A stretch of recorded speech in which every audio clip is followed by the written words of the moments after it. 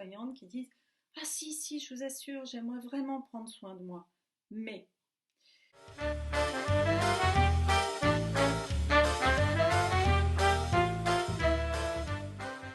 vous y pensez le matin en vous regardant dans la glace, vous vous dites: oh là là, il faut vraiment que je fasse quelque chose, que je prenne du temps pour moi. Vous y pensez quand vous vous sentez épuisé le soir. Vous y pensez quand vous croisez une copine qui vous dit: oh mais ma pauvre chérie, t'as vu un peu comme tu es fatiguée.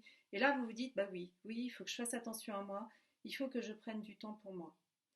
Ceci étant, il y a plusieurs freins qui peuvent vous empêcher de prendre soin de vous et je vous propose qu'on les explore ensemble. Le premier, le plus fréquent, c'est de vous dire: oh là là, alors là, je n'ai absolument pas le temps entre les patients, la gestion du cabinet, la gestion de la vie de famille. Ben, c'est simple, moi je passe mon temps à courir. Je n'ai déjà pas assez des 24 heures d'une journée pour caser le basique du fonctionnement quotidien, sans compter les urgences, les imprévus qui se rajoutent. Alors franchement, je vois même pas comment je pourrais prendre du temps pour moi, pour me faire du bien. Le deuxième point qui peut être un peu freinant, c'est de vous dire: bah, non, c'est bon, moi ça va, j'ai pas besoin. C'est vrai, quand je vois mes patients, alors eux, oui, avec tous leurs problèmes, bah, il faut que je prenne soin d'eux, ils en ont besoin. Mais moi, ma vie, elle n'est pas si mal. Je ne vais pas me plaindre. Ok, je suis fatiguée, mais bon, c'est le lot commun de toutes les mères de famille qui travaillent. Et si je commence à m'écouter, eh ben, je vais finir par me dire que bah, j'ai vraiment besoin de faire attention à moi. Je vais me trouver plein de choses qui vont mal. Donc moi, non, non, ça va. De toute façon, j'ai toujours fonctionné comme ça et bah, ça va, j'ai tenu jusqu'à maintenant. Hein. Et puis, bah, si je regarde les générations d'avant moi, mes grands-parents, mes parents, ça faisait pas du tout partie de leur génération de prendre soin d'eux et bah, ils ont bien vécu. Ouais, en gros, c'est un peu un phénomène de mode tout ça, là, de se dire: oh, faut que je prenne soin de moi. Autre frein, c'est vous dire: bah, prendre soin de moi, ouais, enfin, moi, ça me plaît pas trop, là, aller chez l'esthéticienne, faire masser, faire de la méditation, franchement, c'est pas mon truc. Alors, perdre du temps pour quelque chose qui me plaît pas parce qu'il faut que je le fasse, parce que c'est soi-disant bien pour moi, bah, non merci, c'est pas la peine. Prendre soin de moi aussi, ben oui, mais vous comprenez, ça coûte des sous parce que justement, bah, tous ces soins, les massages, les week-ends santé, les week-ends méditation, les cours, les stages, tout ça, ça coûte cher. Ou, ou même me faire plaisir, ben ça, ouais, ça coûte des sous. Alors bon, ben moi, j'ai pas d'argent à dépenser pour ça. En plus, imagine, je me garde un après-midi de libre pour aller, je sais pas, me promener ou me faire masser. Bah, pendant ce temps-là, je ne travaille pas, donc pas de sous qui rentrent. Donc, en plus, pendant ce temps-là, je peux pas aller récupérer mes enfants. Je suis obligée de payer la garderie, la crèche. Enfin, non, non, non, mais tout ça, ça coûte trop cher. C'est double peine financière, hein, là. Un autre point là, qui permet, qui vous mettrait des barrières, c'est aussi vous dire, parce que vous allez pénaliser votre famille à prendre du temps pour prendre soin de vous. Le temps que vous prenez pour vous, vous n'allez pas le consacrer à votre famille et voilà que vous allez vous sentir mauvaise mère, mauvaise épouse. euh, vous culpabilisez déjà parce que vous travaillez beaucoup et que vous n'avez pas suffisamment de temps à passer pour eux, donc vous n'allez pas en rajouter une couche.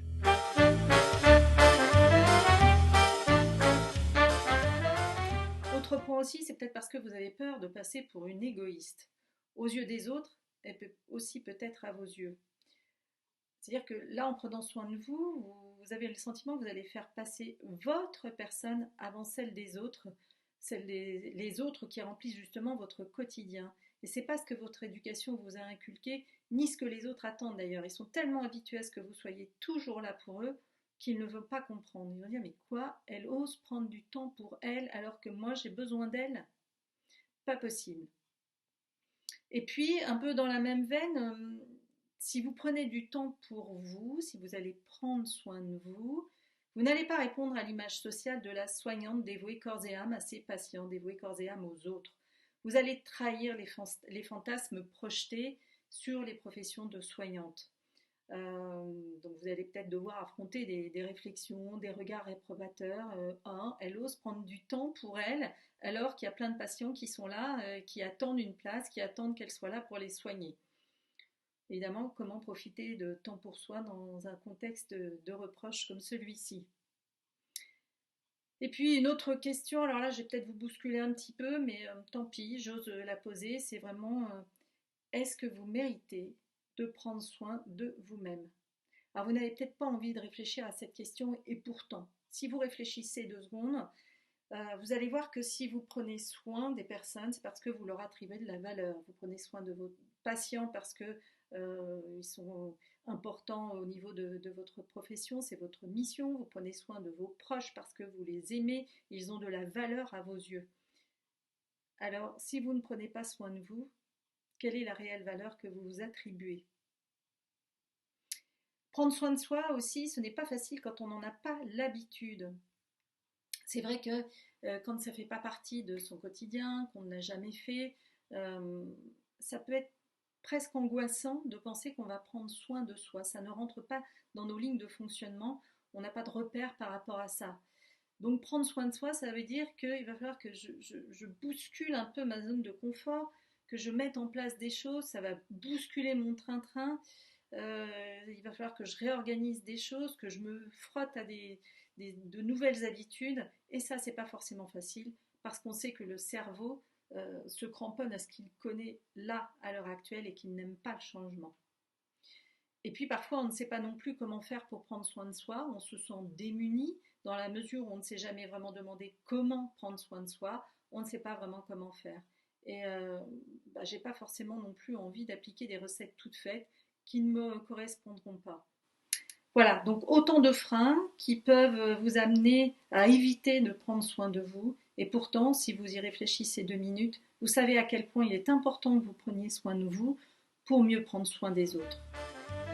Bonne réflexion et à bientôt.